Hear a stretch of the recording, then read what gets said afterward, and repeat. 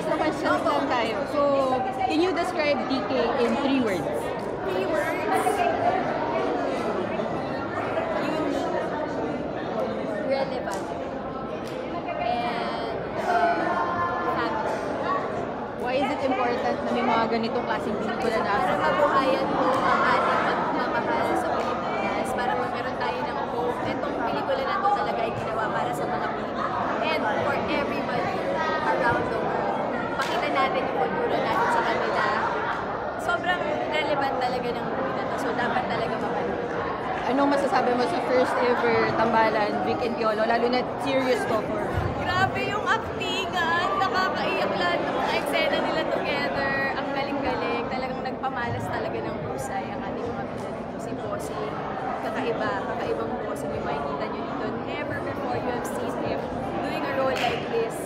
Exciting, lahat ng patak ng luha na mapapanood. Pati si Papa P, grabe.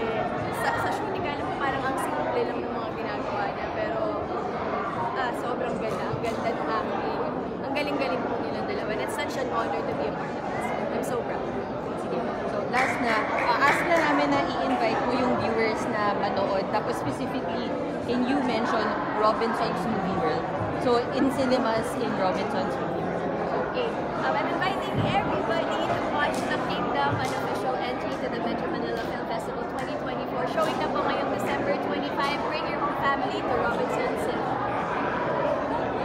Okay ba? Ay, sorry, last na. Kahit, bring your whole family to Robinson's Movie World. Movie World, okay. Bring your whole family to Robinson's